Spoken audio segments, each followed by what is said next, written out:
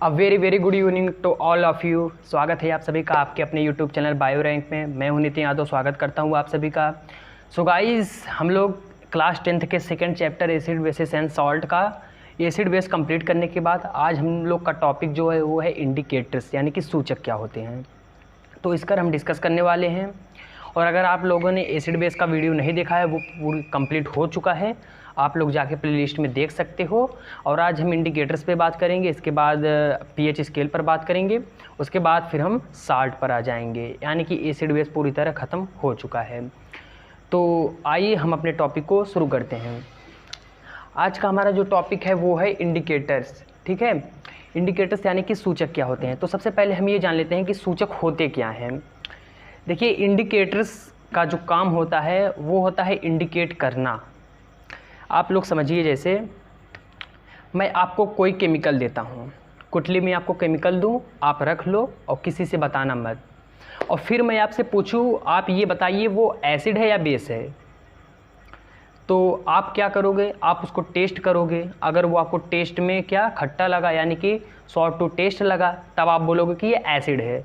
But अगर वो कड़वा लगा टेस्ट में, यानी कि बिटर टू टेस्ट लगा, तब आप क्या बोलोगे, वो बेस है। तो इस तरह से आप इसको क्लासिफाई करते थे। हमारे पुराने ज़माने में भी लोग यही करते थे, वो केमिकल को टेस्ट कर कर के बताते थे। लेकिन फिर साइंटिस्ट लोगों ने बताया, भैया ऐसे तुम टेस्ट कर कर कब तक करोगे, यानी कि टेस्ट करने में ख़तरा भी बहुत है, आप कुछ भी टेस्ट कर सकते हो। तो जो टेस्ट करके बताते थे कौन एसिड है कौन बेस है, कभी कुछ ऐसा ही टेस्ट कर ली जिसके बाद कभी बताने ही लायक ना रहो एसिड है कि बेस है। तो ऐसी बहुत सी हमारे पास समस्याएं थी। तो वो जो साइंटिस्ट हैं, जो लैब में एक्सपेरिमेंट करते रहते हैं, हमारा सिलेबस जो बढ़ाते रहते हैं, एक्सपेरिमेंट वो करते हैं। जो अवार्ड मिलना होता है उनको मिलता है, जो किताब में थ्योरी छपती है सब उनके नाम पे छपती है, लेकिन फोकट में सिलेबस हमारा बढ़ता है। पर क्या कर सकते हैं, पढ़ना तो है ही। तो उन्होंने बताया ऐसे नहीं करना, ये ठीक नहीं है, ऐसे एसिड बेस को क्लासीफाई करना ठीक नहीं है। तो बहुत सारे साइंटिस्ट ने अपने अपने कॉन्सेप्ट्स, अपने अपने थ्योरी दिए, जिनमें से इस स्टैंडर्ड तक, अपने क्लास 10th के स्टैंडर्ड तक हम लोगों ने 2 साइंटिस्ट के थ्योरी कॉन्सेप्ट को पढ़ लिया है। कौन कौन? पहले थे ऑरिहीनियस, उनके कॉन्सेप्ट हमने देखा, उसके बाद ब्राउनस्टेड लॉरी का देखा। तो अब बात आती है इंडिकेटर्स बनाए ही क्यों गए। इंडिकेटर्स इसीलिए बनाए गए ताकि हमें हर चीज़ को टेस्ट ना करना पड़े। टेस्ट करने में बहुत ख़तरा है, हम अब कुछ भी कर सकते हैं, कभी कुछ ऐसा टेस्ट करें जिसके बाद कभी बताने ही लायक ना रहे, यानी कि डेथ भी हो सकती है। तो इंडिकेटर इसीलिए बना है। इंडिकेटर पर जब आप किसी केमिकल का ड्रॉप डालोगे तो ये अपना कलर चेंज कर लेते हैं, यानी कि ये उचक के बताने लगते हैं कि भैया हम पर जो ड्रॉप डाला गया था वो एसिड था कि बेस था। अब वो कैसे बताते हैं वो हम आपको बताते हैं। जब आप किसी इंडिकेटर्स पर ड्रॉप डालोगे किसी केमिकल का, या तो ये अपना कलर चेंज कर सकते हैं, या तो अपना ये कलर चेंज कर सकते हैं, या फिर ये अपनी स्मेल चेंज कर सकते हैं, यानी कि जिनकी फ्रेगनेंस होती है वो इनकी फ्रेगनेंस, गंध जो है बदल जाएगी। ये 2 चीज़ें कर सकते हैं। तो कुछ इंडिकेटर्स लैब में बनाए गए और कुछ नेचुरली मिले। जो नेचुरली मिलते हैं उन्हें हम नेचुरल इंडिकेटर कहते हैं, और जो लैब में बनाया गया उन्हें हम सिंथेटिक इंडिकेटर या मैन मेड इंडिकेटर कहते हैं। तो इस तरह से हमारा आज का टॉपिक चलने वाला है। तो चलिए हम शुरू करते हैं। इंडिकेटर्स, हमने यहाँ पर कुछ लिखा हुआ है, सूचक वे पदार्थ होते हैं जिनका उपयोग किसी अनुमापन में अंतिम बिंदु या उदासीन बिंदु को निर्धारित करने के लिए किया जाता है। कुछ समझ में आया? बहुत सिंपल है, मतलब सूचक वे पदार्थ होते हैं जिनका उपयोग, अभी आप पीएच स्केल जब पढ़ेंगे तो आपको मतलब जितने भी कंपाउंड्स होते हैं उनका एक एंड पॉइंट होता है, उसी एंड पॉइंट को निर्धारित करने के लिए इंडिकेटर्स का प्रयोग किया जाता है। अगर आपको वो एंड पॉइंट पता चल गया तो आप बता सकते हो कि कौन सा एसिड है कौन सा बेस है। तो इसके लिए पीएच स्केल पढ़ेंगे, आप वहाँ पर अच्छे से समझ पाओगे। अब उसके बाद अम्लक्षार सूचक यहाँ पर लिखा गया है। देखिए, इंडिकेटर्स यानी कि सूचक तो बहुत बने हैं, लेकिन हमें यहाँ पर सिर्फ एसिड बेस सूचक, एसिड बेस इंडिकेटर पढ़ना है। ठीक है, हमें सिर्फ अम्ल क्षार सूचक पढ़ना है, और बहुत से हैं, लेकिन अम्ल क्षार सूचक में क्या होता है? अम्ल क्षार सूचक वे पदार्थ हैं जिनका अम्लीय तथा क्षारीय विलयन में रंग अलग अलग होता है। कहने का मतलब, जब कोई इंडिकेटर्स है, आप उसको एसिड में डालोगे दूसरा रंग मिलेगा, और जब उसको बेस में डालेंगे तो दूसरा रंग मिलेगा, यानी कि उसका एसिड और बेस में कलर अलग अलग होता है। ये बात हुआ। अब उसके बाद अम्ल क्षार अनुमापनों में निम्नलिखित 3 प्रकार के सूचक का प्रयोग किया जाता है। यानी कि जो अम्ल क्षार इसके अनुमापन जो है इनके, इसमें 3 प्रकार के सूचक का प्रयोग किया जाता है। पहला लिटमस है, दूसरा मिथिल ऑरेंज, तीसरा फिनोल्फथैलीन। लिटमस, जब हम ब्लू लिटमस को हम एसिड में डालेंगे तो वो रेड हो जाएगा, और जब उसी रेड लिटमस को हम बेस में डालेंगे तो वो ब्लू हो जाएगा। इस तरह से उसके कलर एक्सचेंज है एक दूसरे के अपोजिट। 2 कलर में होता है लिटमस, रेड और ब्लू।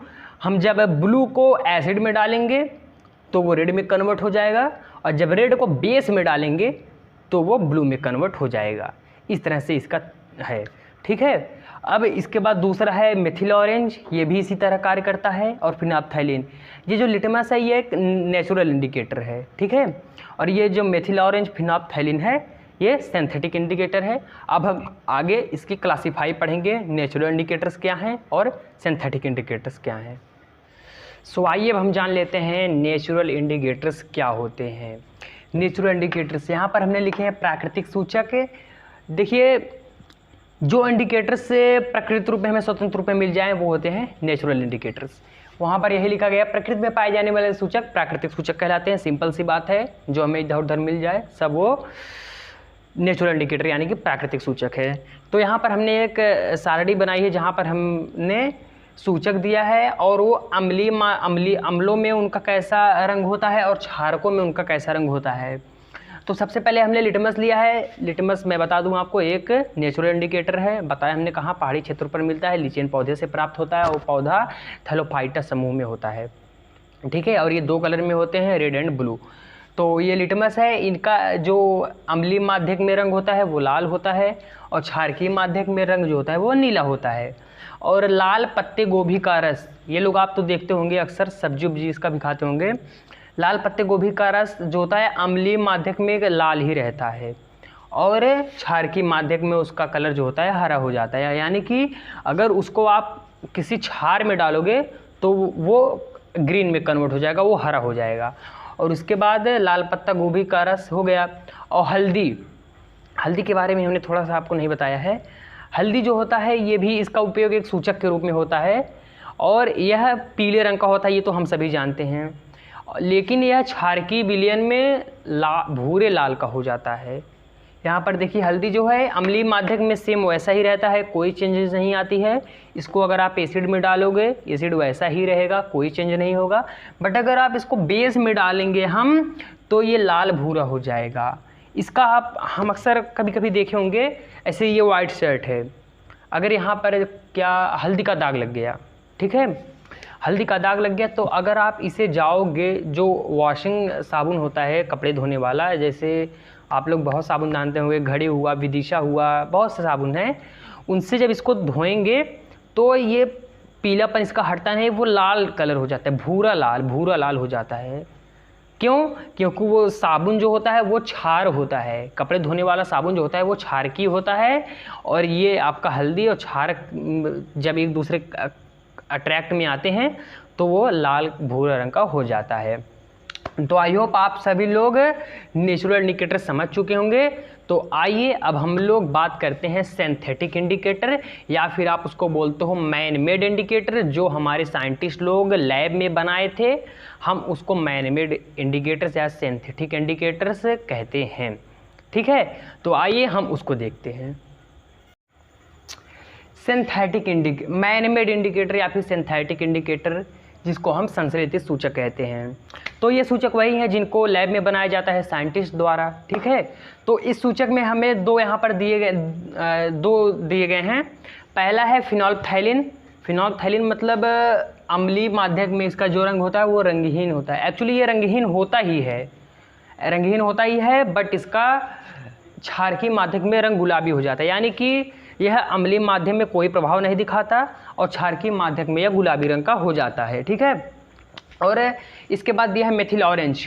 मेथिल ऑरेंज जो होता है लाल कलर का अम्लीय माध्यम में हो जाता है और क्षारकीय माध्यम में पीला कलर हो जाता है। तो आई होप ये आपको समझ में आया होगा। और ये इंडिकेटर, ये जो है सिंथेटिक इंडिकेटर, इससे पहले नेचुरल इंडिकेटर हो चुका है।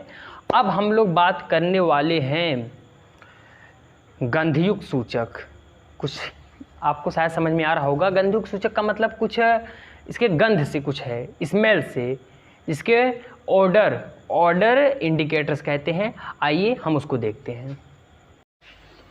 गंधयुक्त सूचक, यानी कि गंधयुक्त सूचक के बारे में अगर थोड़ा हम समझे, जैसे अगर कोई गंधयुक्त सूचक है उसको जब आप एसिड में डालोगे तो एक अलग ही फ्रेगरेंस आ जाएगी, यानी कि फ्रेगरेंस चेंज हो जाएगा। तो फ्रेगरेंस चेंज होने का मतलब, उसका मतलब गंध, उसका जो स्मेल था वो चेंज हो गया। इसलिए हम जो उसको चेंज करेगा हम उसे गंधयुक्त सूचक कहेंगे। आप इसका डेफिनेशन देख सकते हो, विशिष्ट गंध द्वारा अम्ल तथा क्षार की पहचान करने में प्रयुक्त होने वाले सूचक।